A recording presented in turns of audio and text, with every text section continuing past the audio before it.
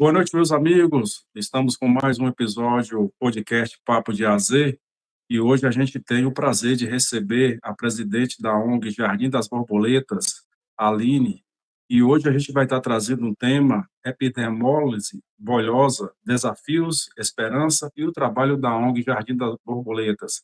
Aline, seja muito bem-vinda ao podcast Papo de AZ. A gente agradece você ter aceitado o convite. E, assim, vamos trazer para os nossos ouvintes um pouco mais sobre essa doença que a gente vai chamar de EB, né, como os próprios pacientes costumam chamar de EB. E aí, Aline, eu te dou as boas-vindas e, assim, seja muito bem-vinda ao podcast Papo de AZ. Eu acho que você tem muito a contribuir e a nos informar os nossos ouvintes sobre essa doença. É um prazer ter você aqui. Boa noite. Eu primeiro queria agradecer pela oportunidade, né? E assim, de coração, muito obrigada. E tô com o Jardim das Borboletas já há 7 para 8 anos, né? 8 anos, se eu não me engano, 7 para 8 anos de luta aí para pessoas com epidermólise bulhosa, como você falou, EB, que é mais fácil de se pronunciar. Certo. Eu dou as boas-vindas também ao professor Irineu, que vai estar aqui contribuindo com a gente nesse podcast. O professor Irineu Aline é assim, um convidado permanente, ele sempre participa comigo aqui das entrevistas, do bate-papo. Prazer. Aline, eu queria que você explicasse para a gente um pouco sobre o que é, né, a EB, a epidermólise bolhosa, e como ela afeta os pacientes no dia a dia. A epidermólise bulhosa, ela é um defeito genético, na verdade, né? O nosso DNA, na hora da construção dele, no ventre da mãe ainda ali, no caso da epidermólise bulhosa, se constrói o indivíduo sem o gene 7, que é a proteína do colágeno da pele. É o que fixa uma camada na outra. O paciente com epidermólise bulhosa, ele nasce sem essa proteína. Então, ele nasce com as camadas da pele meio que soltas. Então, qualquer leve impacto faz bolhas no indivíduo e são bolhas muito semelhantes à queimadura de 3º grau, de 2º grau. Né, são bolhas profundas e de difícil cicatrização, extremamente dolorosas, né, que evolui para infecção. O paciente que tem a epidermólise bulhosa, ele convive com isso diariamente. A gente estava conversando um pouquinho antes da gente iniciar aqui o nosso podcast, e você chamava atenção para a cidade de Barra da Estiva, que é uma das cidades que mais tem casos, né? Você falou que no Brasil ou foi no mundo de Então, epidermolise? pelo que a gente, dos últimos estudos, é no mundo, a população de pessoas com epidermólise bulhosa na cidade de Barra da Estiva, ela é uma das maiores a nível de quantidade de pessoas também, por ser uma doença ultra rara, e pelo número dos habitantes que tem na cidade, né? Então, é uma das cidades que mais tem casos de epidermólise bulhosa, é Barra da Estiva. Entendi. Aline, nesse caso, tem relação, são famílias ou não tem relação? São diferentes casos? Então, a epidermólise bulhosa, ela é muito complexa de se avaliar essa parte genética, né? A pessoa mais certa para te falar isso seria um geneticista. Mas o que a gente observa casamento entre parentes acontece quando tem o gene predominante na família, então acontece muito isso, é um dos casos também de Barra da Estiva.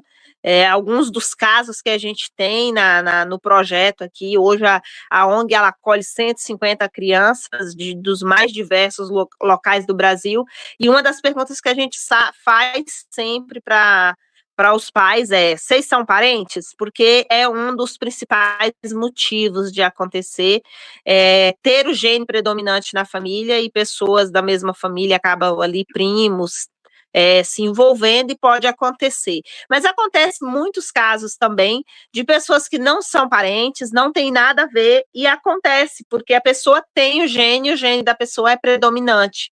Então, isso é muito relativo, não tem uma regra para te afirmar isso. Entendi. Assim, você começou a citar alguns dos sintomas. Quais são, assim, os principais sintomas que a pessoa com EB, desenvolve? Então, essas lesões, elas acontecem alguns traumas internos, e um dos principais deles é o fechamento do esôfago. Então, recorrente, eles precisam de acabar fazendo cirurgia para poder abrir o esôfago e conseguir voltar a se alimentar de forma correta. Além disso, tem também o encurtamento dos membros, no caso, né? O encurtamento da musculatura. Temos alguns casos de crianças que acabam evoluindo para cadeira de roda, né? Dificuldade de andar, de se locomover, perda do cabelo, muitos casos de calvície. Calvície é muito comum na epidermólise bolhosa. Perda da dentição pela dificuldade de fazer a higienização, porque, como eu falei, que eles têm lesões por fora, eles têm por dentro também. Então, você imagina a sua boca não com uma, nem com duas, nem com 10 aftas, mas a boca toda tomada de lesões. Então, acaba perdendo essa dentição também. Então, são algumas das consequências que a epidermólise bolhosa acomete no indivíduo. Eu estava conversando com o Irineu aqui antes de a gente começar o bate-papo e, assim, onde foi, diagnosticado o primeiro caso da EB no mundo? Você tem essa informação para nos dar? Não tenho. Por que que eu particularmente não tenho, não sei se tem estudo disso, tá? Quando a epidermólise bolhosa ela chegou para mim, e acontece muito isso, ela chegou para mim como se fosse lepra. Então eu conheci a primeira criança, mas a fala da pessoa que chegou para mim foi que a criança tinha lepra. Então, pode ser que a lepra da Bíblia, que a gente vê lá atrás, fosse a epidermólise bolhosa. Então, eu não saberia te falar isso, né? Então, é uma doença que já vem há muitos anos, os estudos vêm evoluindo, mas eu nunca ouvi falar de nenhum caso, assim, tipo, avaliou e foi o primeiro caso descoberto. Não, nunca ouvi falar isso. O primeiro contato que você teve já foi com criança, aliás, já foi com adulto ou foi com criança? Uma criança de 4 anos de idade. Lá na minha cidade, eu sou Bahia, né, eu sou da Sim. Bahia, eu sou da cidade de Cacolé, Rio do Antônio, ali no sudoeste, que nós estamos quase na divisa com Minas, e o primeiro contato que eu tive foi com uma criança de lá, de 4 anos de idade, né, isso foi em 2016 para 2017. Eu vejo, Aline, eu acompanho o trabalho do Jardim das Borboletas, vejo, assim, a dificuldade que é das mães, né, a rotina, principalmente das mães, na rotina, principalmente das crianças. Eu fico, assim, com o coração partido quando eu vejo a criança tendo que estourar aquela bolinha na boca ou na língua, às vezes. Assim, como é a rotina, os desafios, né, do cuidado, porque quando a gente vê já quando já consegue chegar na fase adulta, ele próprio, eles mesmos próprios se cuidam, né, mas e um bebê, uma criancinha, como é a rotina, como é o cuidado que tem existe alguma medicação que toma, a questão dos curativos, do próprio banho, né, da higienização? É extremamente doloroso, muito sofrido, né. E o que a gente procura orientar os pais é o empoderamento dessas crianças, né. Eles não se veem como coitadinhos, e eles têm um problema muito sério, e eles precisam aprender a lidar com isso, porque é um problema com o qual eles vão viver sempre, né, não tem como amenizar isso, mas que eles levem isso de uma forma mais leve e menos sofrida para eles. Então, aprender a lidar com o corpo é uma das coisas que a gente incentiva muito os pais a ensinar eles. O aprender a bolha, aprender a ajudar na troca do curativo, aprender a entrar debaixo do chuveiro, que são coisas, porque pra gente chegar em casa, tomar um banho, é um momento de prazer. Para um paciente com epidermólise bulhosa é uma verdadeira tortura, né? Não é modo de falar, né? É torturante mesmo, é extremamente doloroso para eles. Então a gente busca ensinar eles a fazer isso de uma forma leve, né? Para que não fique tão pesado, já é pesado demais, né? Então a gente busca ensinar a fazer de uma forma mais leve. Mas a gente tem pacientes que tomam morfina diariamente para poder tomar banho, e só para você ter uma noção. Então, tem pacientes que a dipirona ajuda, que o paracetamol, que o ibuprofeno ajuda, mas nós temos pacientes que a dor é tanta, ou as lesões são tantas, que ele precisa tomar a morfina. E tem caso de alguns pacientes que só toma banho santo cirúrgico. Ele precisa ser 100% sedado para conseguir fazer um banho e uma troca de curativos. Então, isso é muito relativo de um caso para o outro, né? Da intensidade, da gravidade de um caso para o outro. E a forma como isso é conduzido também.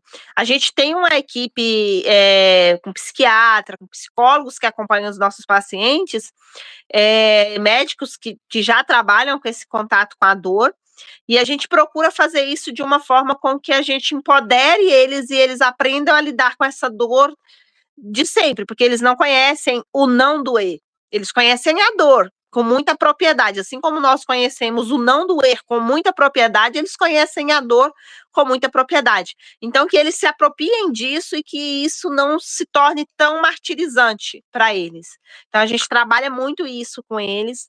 E essa questão de medicação, da dor, tem banhos que chega a durar 4 horas de relógio e isso é diário. A troca tem que ser feita diariamente, o banho tem que ser feito diariamente, uma alimentação balanceada, uma alimentação adequada para que eles consigam se alimentar.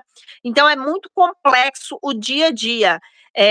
Você, quando você é pai, quando você é mãe, você vai para o hospital para ser pai e mãe. No caso dos pais de pacientes de epidermólise bulhosa, eles voltam sendo enfermeiros em tempo integral, sem remuneração, eu costumo falar isso.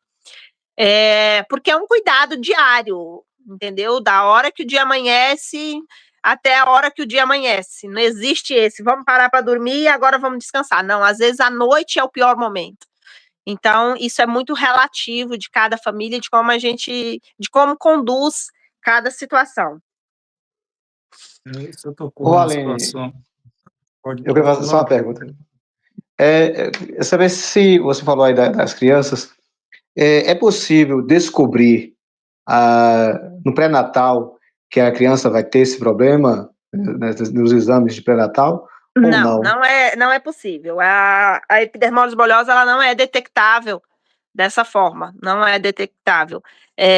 A forma de você conseguir fechar um diagnóstico de epidermólise bulhosa é somente através de biópsia da pele.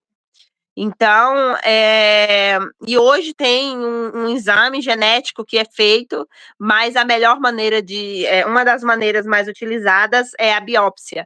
Então, infelizmente, não consegue. Você vai para o hospital para ser pai e mãe e sai de lá com uma epidermólise bulhosa e enfermeira em tempo integral. Então, pega muito de surpresa as famílias, né? Quando acontece um caso assim, é bem impactante. E é muito incrível que a maioria dos pais do homem mesmo, eles abandonam as crianças porque não conseguem lidar com isso, não conseguem ver o dia a dia, não conseguem acompanhar o sofrimento, não aceitam a doença. Então, hoje a gente tem um grupo de mães no projeto que ele chega a ser 70%, 80% só de mulheres que governam a casa porque os homens abandonam as crianças. Nesse primeiro momento é bem impactante. Há alguma política governamental para apoio a essas famílias, Aline, ou não? Então, existe no Brasil algumas portarias, né, e algumas leis que abordam os pacientes de doenças raras. Foi feito, na época de Bolsonaro, foi feito um protocolo de epidermólise bulhosa pela esposa dele, junto com o Mandetta, na época, depois passou para o outro ministro, que eu não me lembro o nome, e foi feito um protocolo para a epidermólise bulhosa, mas isso nunca entrou em vigor. Existe até uma luta das associações do Brasil para que consiga fazer com que esse protocolo entre em vigor, né, que o SUS siga esse protocolo. Nós temos 2 ou 3 estados no Brasil que são pioneiros no tratamento da epidermólise bulhosa, que são, assim, os que menos dá trabalho para a gente, ONG, ajudar as crianças. É o estado da Bahia, o estado do Maranhão e, se eu não me engano, Santa Catarina, alguns estados ali no sul, mas são bem pouquinhos, Espírito Santo, se eu não me engano. Mas os outros estados no Brasil dão muito trabalho, porque não querem cumprir o que é obrigado por lei, que é muito simples, está na Constituição, todo indivíduo tem direito à vida e é obrigação do Estado fornecer. Então, mas aí a gente parte para a lei, parte para município que alega que não tem recurso, estado que alega que não tem recurso, enfim. E aí a gente entra para a briga na justiça para conseguir o direito dessas pessoas. E na maioria das vezes a gente não consegue, infelizmente, e eles acabam dependendo da ajuda, dependendo das ONGs para poder socorrer nessas urgências, mas a Bahia é um dos poucos estados assim que está à frente, tem 2 polos de tratamento que são muito bons, nós temos um em Vitória da Conquista e um em Salvador, são referências, né, tem uma associação que é muito boa também, que acolhe bastante os pacientes, que orienta, que ajuda a correr atrás dos direitos, e é algo que funciona. Já nos outros estados, alguns têm associação, outros não têm, mas a política pública, infelizmente, não funciona para os outros estados, como funciona na Bahia. Você tocou, a Irineu trouxe a questão do poder público, né, das políticas públicas, você colocou que assim, é muito limitado. Mas e o acompanhamento dessas crianças, né, quando eles chegam na fase de ir para a escola, tem um ensino assim, que vai acolher, tem profissionais que vão acolher essas crianças? Então, eles têm um problema de pele, eles não têm problema cognitivo. Acontece alguns casos de algumas crianças que vêm com algumas limitações a mais. A gente tem alguns casos de criança que, além da epidermólise bulhosa, tem autismo, além da epidermólise bulhosa, tem alguma outra deficiência, mas a maioria deles têm um intelecto perfeito. Então, não existe uma necessidade para que eles estejam numa sala especial ou algo do tipo, a menos que eles tenham outras limitações. O papel da gente enquanto ONG é empoderar essas crianças, e a gente faz muito isso. Pô, mãe, tem que mandar a criança para a escola, não pode deixar, procura a Secretaria de Saúde, se precisar de um acompanhante, tanto você pode ser o acompanhante, está na lei, você tem esse direito, ou é obrigação do município fornecer um professor especial para ele. Não existe uma lei específica para a epidermólise bulhosa. Existe a lei para crianças com deficiências, que no caso a epidermólise bulhosa acaba se enquadrando. E aí a gente vai atrás dessa lei e faz ela valer para esses outros pacientes. Mas é uma coisa que a gente busca muito, é esse empoderamento deles estarem na escola, essa inclusão deles dentro da escola. É algo que a gente trabalha bastante com as nossas crianças. Ou no ponto de que a maioria, né, das famílias, os pais terminam abandonando a família e as mães que tomam conta. Qual assim, porque normalmente a mãe termina tendo tempo integral para cuidar da criança, né? Como essas famílias conseguem se manter, sobreviver, para além da ajuda da ONG que traz, as acho que as caixinhas, Caixinha do amor. caixinha do amor, exatamente. Para além Sim. dessas caixinhas do amor, que tudo é muito caro, né? O curativo é um curativo especial, não é o curativo normal que a gente conhece. Como essas mães conseguem seguir em frente? Cara, é muito complexo e é muito também, assim, eu vejo elas como verdadeiras milagreiras, assim, porque é muito complexo. A criança que tem epidermólise bulhosa, né, a mãe consegue o benefício da prestação continuada, que é o BPC, né, ou LOAS, eles conseguem, e é o que eles têm para comer. Não tem para tratamento, não tem para medicação e não tem para nada. Eles têm um benefício ali de um salário mínimo para comer, porque a criança nasceu com deficiência. Mas é só. Então, eles acabam que dependendo, sim, porque não recebe do Estado o tratamento. Nós estamos falando de crianças que chega a custar para o Estado 50, 60 mil por mês. Você entendeu? Então, se uma criança ela chega a custar 60 mil por mês para o Estado, a criança que for custar menos aí para a ONG, hoje a gente tem paciente barato, ele gira em torno de 2, 3 mil reais por mês para a ONG. Isso aí são pacientes bem baratinhos, assim, para a gente. E aí você vê, a mãe só tem o benefício da prestação continuada. Como que ela vai manter esse tratamento? Se não tiver as ONGs para poder ajudar.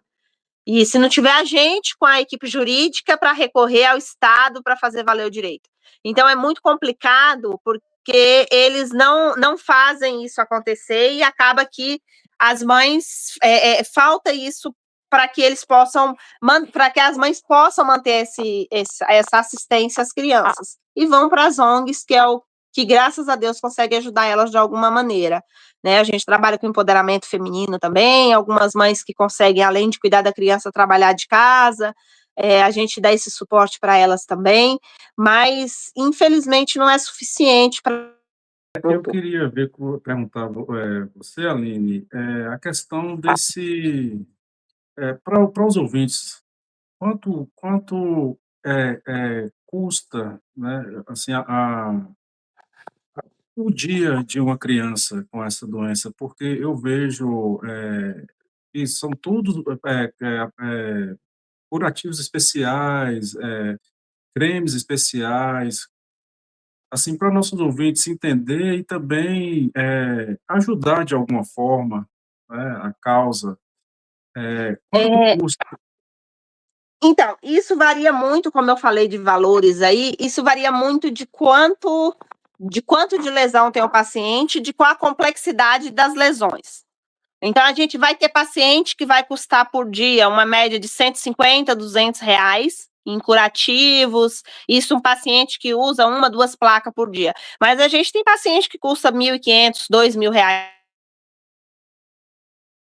Então, isso é muito relativo da quantidade de lesões que o paciente tem. Nós temos uma paciente aqui em São Paulo, ela é uma menininha, acho que de 8 para 9 anos, ela custa hoje para o projeto 60 mil por mês.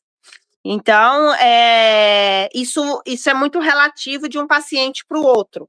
A gente já tem um outro paciente aqui que ele custa em uma média de 2.500 por dia para o projeto. Então, isso é muito relativo de como que é a quantidade de lesões. Os curativos são muito caros, os cremes são muito caros, as pomadas, a suplementação, né, que a parte de alimentação deles é muito cara, muito complexa. Então, tudo isso tem um custo elevado. Porque a EB, ela tem, são várias, são quantas, como é que se diz, classificações, talvez?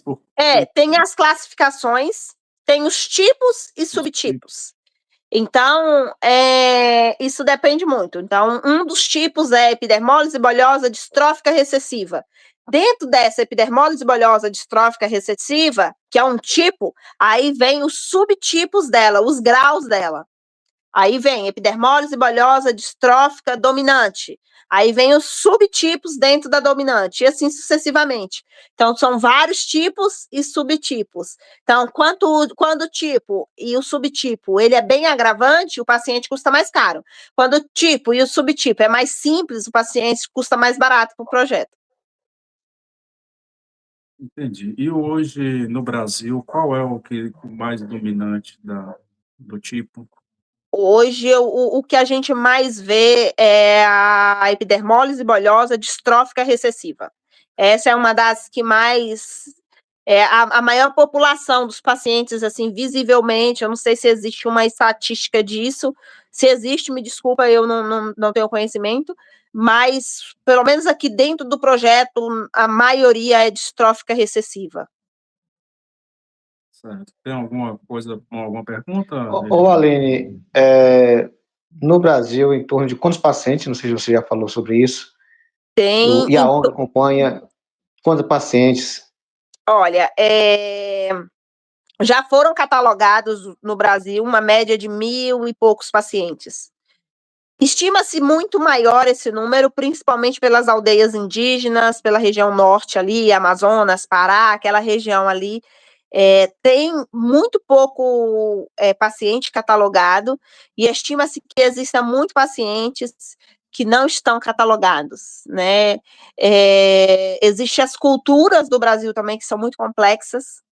Para você ter uma noção, tem uma região na Bahia onde eu visitei uma criança, tive uma época cuidando de algumas crianças, aquela região ali de Xique-Xique, não sei se vocês já ouviram falar dessa região, eu fiquei uns 2 anos acompanhando umas crianças ali, que eles eram descendentes de índios, e que quando a gente chegou lá, que eu encostei na criança, que eu beijei a criança, que eu abracei a criança, todo mundo achou um absurdo, porque na cabeça deles era lepra e isso pegava. Então, a gente começou aí as pessoas foram vendo, pô, ela voltou, ela não pegou a doença, então quer dizer que a gente não vai pegar. E aí eles foram se aproximando. Então, infelizmente, essas culturas de falta de conhecimento da doença acaba trazendo o sofrimento e muitas das vezes a falta do diagnóstico correto. Então, estima-se que existe um número muito maior de pacientes com epidermólise bulhosa no Brasil, mas catalogados em torno de 1.000 e poucos pacientes já são catalogados. O projeto hoje cuida de 10% dessa população, então nós temos aí em torno de 150 pacientes cadastrados que recebem a caixinha do amor todo mês aqui pelo projeto. Você falou aí site aqui do Jardim das Borboletas que vocês atendem praticamente quase todos os estados do Brasil, né? Se eu não me engano, são 26 estados, mais o Distrito Federal. A exceção aqui que eu estou olhando seria Tocantins, Alagoas, Amapá e Rio Grande do Sul. E, então, Rio Grande do Sul já não é mais exceção, a gente está com 2 pacientes de lá. A gente está com 2 pacientes de lá agora. Ô, Aline, entrando um pouquinho assim na história da ONG, como surgiu, como ela foi criada, como surgiu a ideia, porque assim, às vezes as pessoas veem você à frente e pensam que você tem né, algum filho, algum parente, mas pela história que eu já vi, você não tem, né? Não tenho, graças a Deus não tenho. Eu eu estava na igreja na Bahia, numa fazenda chamada Santa Clara, e sou de família evangélica, né, sempre fui, e eu estava na igreja, e lá na igreja o irmão chegou e pediu oração para uma criança que tinha lepra. E eu falei, poxa vida, lepra, isso se remete a tudo que você aprendeu, né? Lógico, eu quero conhecer, eu quero saber como que é.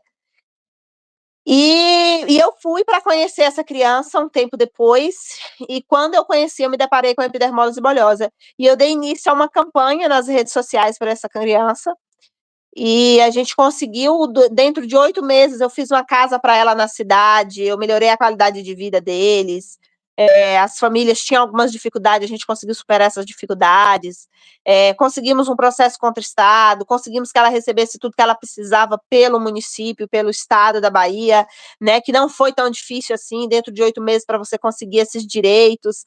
A gente tem hoje processo que dura 3, 4 anos, 5 anos, a gente não consegue nada, e na Bahia tão rápido a gente conseguiu.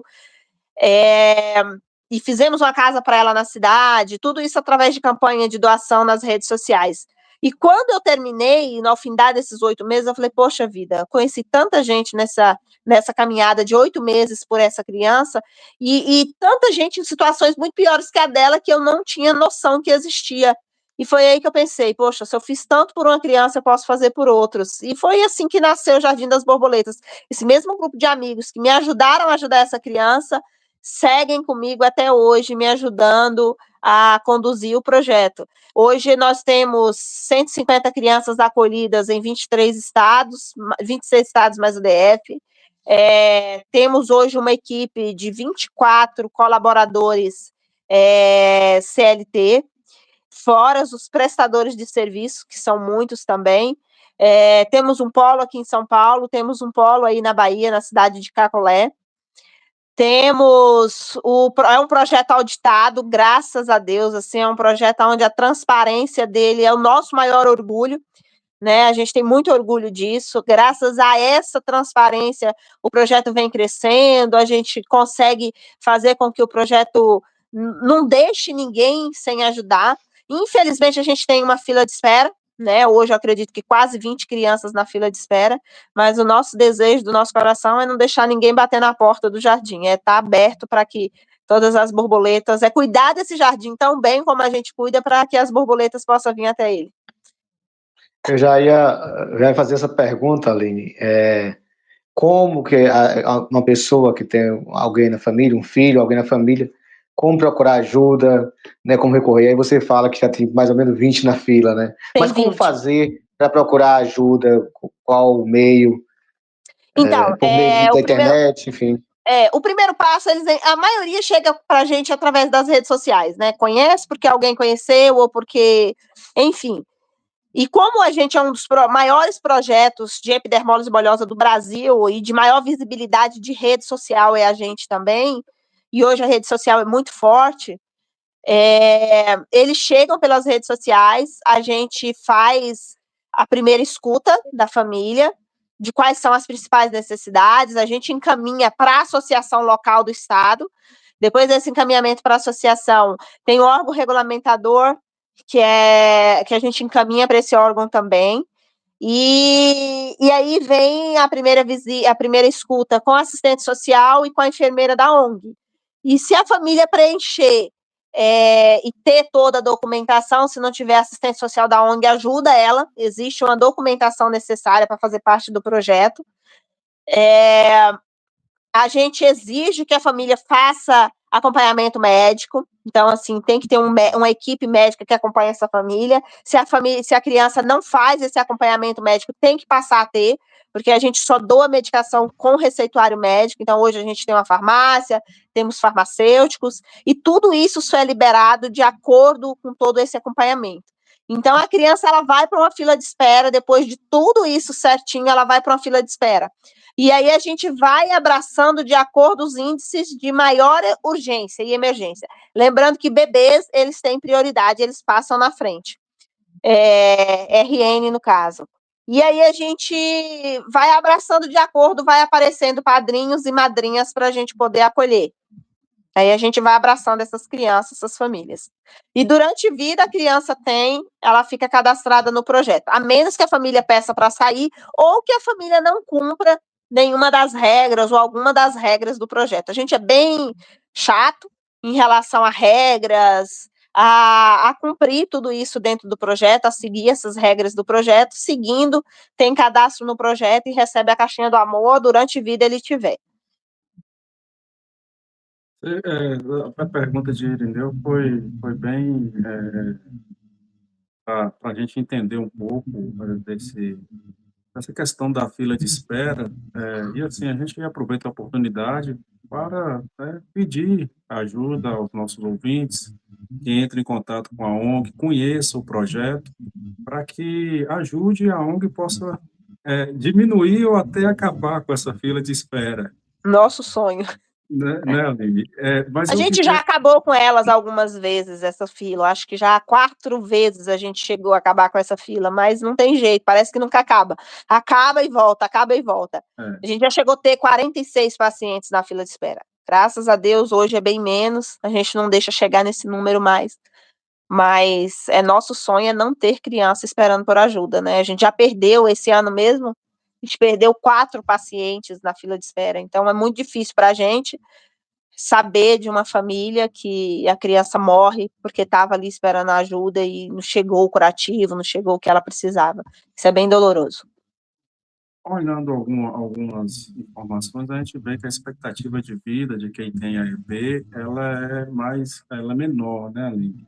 Embora tenha alguns que conseguem passar, né, dessa vamos dizer, dessa limitação de tempo de vida.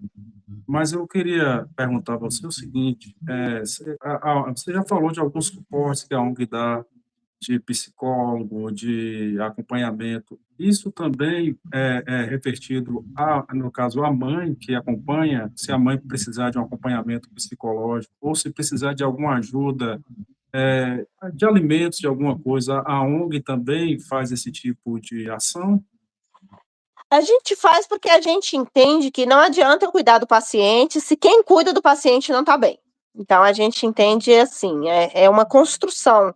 E é muito dinheiro, é muito investimento em um paciente se não tiver bem quem vai cuidar dele. Não adianta eu mandar uma caixinha para uma mãe, uma caixinha do amor, no valor de 20, 30 mil reais, se ela não tem psicológico para botar isso e fazer isso acontecer. Então, a gente fornece para as famílias que precisam e é acompanhada pela nossa assistente social, a gente fornece a cesta básica mensal, a gente paga a conta de luz, porque ar-condicionado é item básico de sobrevivência, a gente sabe o preço da energia no Brasil, a gente paga a conta de luz, a gente ajuda com a conta de farmácia, se tiver necessidade, a gente ajuda com a cesta básica mensal, alguns casos a gente dá o gás, alguns casos a gente paga o aluguel, a caixinha do amor, ela vai com tudo aquilo que a criança precisa, enfim, tudo aquilo que está dentro das nossas condições e a gente entende que é crucial para a sobrevivência da família, a gente faz. Ao longo dessa caminhada, desses 8 anos, a gente já doou muitas casas, são coisas que o projeto não divulga, mas a gente faz, né, recorrentemente, dependendo da situação, a gente doa a casa, né, a gente entende esse contexto familiar, qual que é a necessidade, qual que é a situação, né, para tirar essa família de um vínculo de aluguel.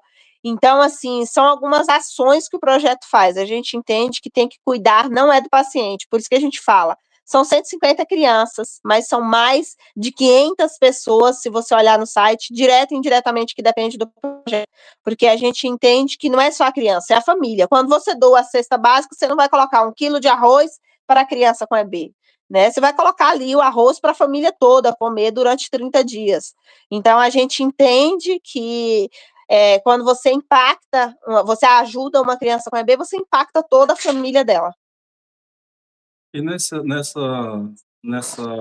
período de 8 anos da ONG, qual foi a história assim, que mais marcou de algum paciente que a ONG atende, que mais marcou você? O paciente que mais me marcou foi um paciente de Manuel Vitorino, o nome dele era Ronaldo, e a paciente que faleceu recentemente, a Daiane, que é de Jequié.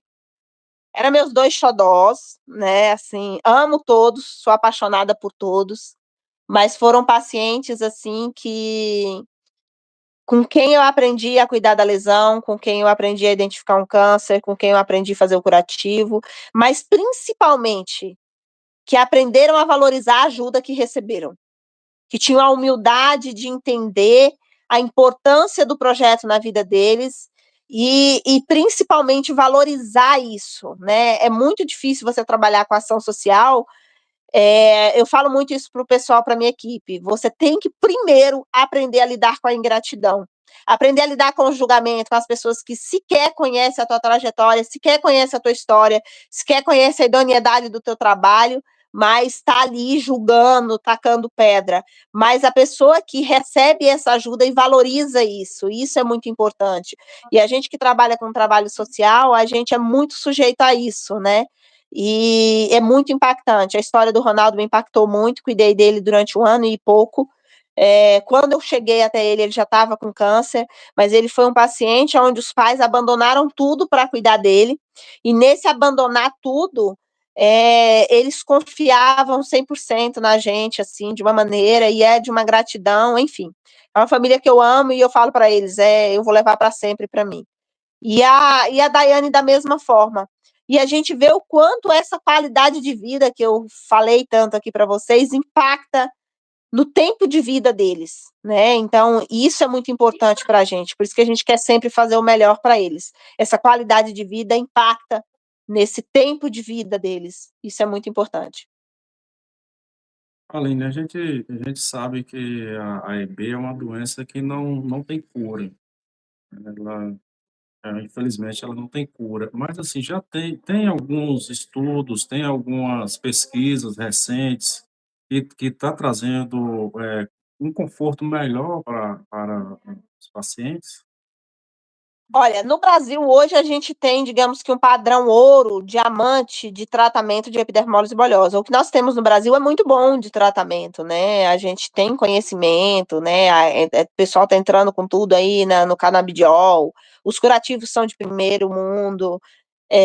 Existem alguns estudos nos Estados Unidos, em alguns outros países, mas nada que, poxa, que fantástico, conseguiu, não, nada assim tão mirabolante, infelizmente, né? Existe um colírio que descobriram, mas que custa bilhões, que é um colírio que ajuda a devolver a visão para a criança. Existe um gel que saiu agora, onde cicatriza a lesão, mas, pô, vai cicatrizar a lesão, mas não vai evitar da lesão sair novamente. Então, eu não considero, Aline, tá? Aline, não pais, mas eu não considero que nada que foi descoberto hoje vale a pena o que tem hoje lá fora seja tão de grande validade assim para principalmente a termo de valores, né? Hoje nós estamos falando de um país onde a gente não consegue o curativo. Imagina um colírio que custa 3 milhões de reais.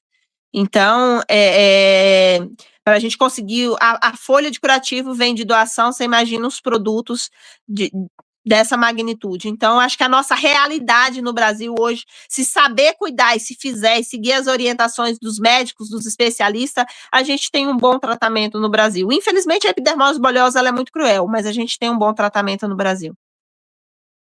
Quando você fala que tem um bom tratamento no Brasil, são tecnologias nacionais? Não, os Não, curativos são importados. são importados, né? Os curativos são importados. Os outros produtos, não, mas os curativos são importados. Os outros produtos, a gente tem tecnologias muito boas no Brasil, produtos muito bons, mas os curativos, infelizmente, não. Os curativos são importados. E assim, Aline, a ONG, ela contribui ou já foi procurada por alguns pesquisadores ou cientistas no intuito de entender melhor a EB? Ou, Não, porque a ONG ela não faz parte de estudo de pesquisa, a gente não se abre para isso, né? Primeiro que a gente não tem paciente em loco, e a gente não entra em estudo de pesquisa, nesse caso, não. Então, hoje existem os centros universitários, né? No caso, um exemplo, Bahia, nós temos o Hospital do HC de Salvador e tem a Universidade, a UESB de Vitória da Conquista. Então, é onde os pacientes se tratam, que já é centro de estudo, de pesquisa. Então, hoje a gente procura direcionar os pacientes para essas regiões para que seja feito esses acompanhamentos dessa maneira. Aline, a gente está chegando aqui ao final do nosso bate-papo, do nosso podcast, e, assim, para os nossos ouvintes foi muito, acredito que tenha sido muito esclarecedor as suas informações sobre a EB.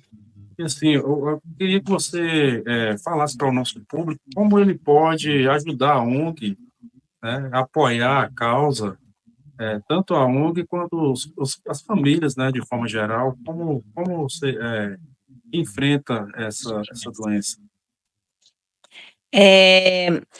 Eu acho que a principal maneira de ajudar é conhecendo melhor o projeto, né? Eu quero convidar a população, né, de Barra da Estiva, principalmente, aí você que é da cidade, mas convidar as pessoas para conhecer o trabalho da gente, entender melhor como que é o trabalho da gente. Tudo que eu falei para vocês, né, 10% de tudo que a gente faz. Então, assim, é um trabalho amplo, é um trabalho feito com muito amor, com muito carinho, com muita seriedade, principalmente. Conhecer esse trabalho mais de perto, né? Eu acho que é muito importante isso. E as formas de ajudar são diversas. Eu sempre falo, nos ajude orando, divulgando e doando. Orando para que Deus nos dê força para continuar lutando por aqueles que precisam e para que Deus dê força para esses que precisam, que nós lutemos para que eles aguentem a ajuda chegar. Porque não é fácil você não ter recurso para cuidar de um filho, você não ter recurso para o tratamento. Isso é muito difícil. Eu não consigo imaginar, mas eu acredito que deve ser muito difícil para um pai e para uma mãe. Então, para que essas orações possam chegar até Deus e o socorro possa vir de várias maneiras. Divulgando, porque foi através da divulgação que chegou até você, E essa porta que você está abrindo para a gente é uma maneira de divulgação e que as pessoas que veem o teu programa, que elas possam também divulgar, compartilhar com outras pessoas, mostrar para os familiares, para os amigos, não deixar somente para elas, mas compartilhar mesmo, porque às vezes a pessoa que está vendo não pode ajudar financeiramente, mas conhece alguém que pode, entendeu? Ou conhece alguém que na cabeça dele não pode, mas às vezes essa pessoa pode ajudar financeiramente. E isso é muito importante, acho que a divulgação é uma maneira, é uma arma poderosíssima, né? A gente tem hoje, através da internet, e essa possibilidade de chegar muito longe. E doando, é claro, né? Porque, como eu falei, os recursos são extremamente limitados. Os recursos são extremamente limitados, porém, a necessidade é muito grande. Então, para que as pessoas possam doar, né? Mas antes de doar, conheçam o trabalho, conheçam a credibilidade, a seriedade do trabalho, para que vocês possam fazer a doação de uma forma mais segura, né? E que pode ter certeza que vai chegar onde precisa. Muito bem. Aline, o podcast Papo de AZ agradece demais a sua presença. A epidermólise bolhosa é uma doença ainda desconhecida. A gente tem aí no mundo algo em torno de 500 mil, né, mais ou menos, de casos. No Brasil, a gente caminha para 800 e poucos casos. Então, assim, foi muito esclarecedor você trazer essas informações para a gente. E, assim, o podcast é um espaço aberto. Eu sempre falo que a gente sempre traz temas importantes para a sociedade em geral. E, assim, a gente agradece, eu aqui e também o professor Irineu agradece a sua presença. E, assim, eu gostaria que você deixasse uma mensagem final para as pessoas, porque a gente, inclusive a ONG, ela é bem, tem sites, tem Instagram, e tem as formas de ajuda, tem Pix.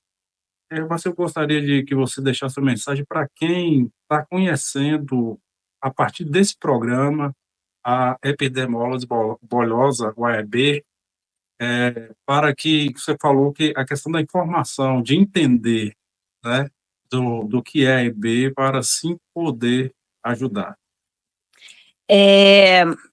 Eu quero te pedir a oportunidade, né, aqui, mas assim, as pessoas conheçam através do Instagram, Jardim das Borboletas _, conheçam através do site, que é onde a gente tem o portal da transparência, tem tudo certinho lá, que é www.ongjardimdasborboletas.org. O Pix é muito simples, você vai achar no site, você vai achar no Instagram, quem quiser ajudar através do site ou através do Pix. Cara, eu acho que a mensagem que eu tenho para deixar, a gente tem uma frase que a gente até tem uma camiseta nossa estampada, que é: o preconceito nada mais é do que a opinião formada, mas sem conhecimento. Então, nós estamos no mês da conscientização da epidermólise bolhosa, na semana da conscientização mundial da epidermólise bolhosa, e quantas pessoas que estão ouvindo nesse momento que nunca tinham ouvido falar, né? E que com certeza, se topasse com um paciente de epidermólise bolhosa, iria perguntar: nossa, você se queimou como? Né? O que foi que aconteceu com você? Quem fez isso com você? Sua mãe tá te batendo? É teu pai? Né? Infelizmente, isso é muito comum. O preconceito nada mais é do que uma opinião formada sem conhecimento.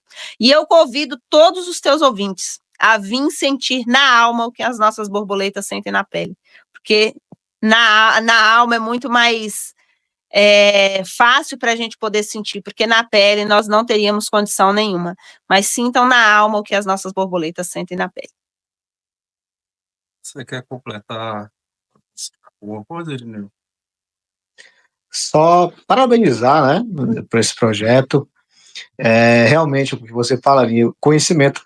Eu conversava com a Zenilton um pouco antes do começar a gravação, que não sabia nada sobre isso, né? Hoje que entrei no Instagram, e pesquisei algumas coisas, porque não sabia realmente. Não sabia também que era a semana, né? Fiquei sabendo também hoje, ontem, quando a Zenilton conversou comigo, de conscientização sobre. Então, isso é muito importante, essa divulgação. E também é importante que todos aqueles que estão acompanhando, de alguma maneira, possa conhecer e, se puder também, contribuir de alguma forma, né? Então, parabenizar mesmo por esse projeto, viu? parabenizar mesmo por essa execução, nem projeto, por essa execução que vocês fazem tão bem. Pois é, Aline. Então a gente agradece você mais uma vez e assim parabeniza você pelo seu trabalho, né, pela sua ação com essas pessoas que sofrem com a EB. E assim, aos nossos ouvintes, a gente deixa, né, o convite a conhecer a ONG Jardim das Borboletas e a contribuir de alguma forma, como você mesmo falou, orando, conhecendo, divulgando e doando. E aí, assim, eu gostaria de ouvir eu vou terminar, vou fazer de uma forma diferente, eu vou deixar você terminar hoje o programa. Você pode ficar à vontade para encerrar o programa, porque, assim, foi um prazer para nós e a causa é muito nobre. E, assim, a todos os nossos ouvintes, eu agradeço a audiência, até o próximo podcast, mas hoje quem vai terminar o programa vai ser a Aline.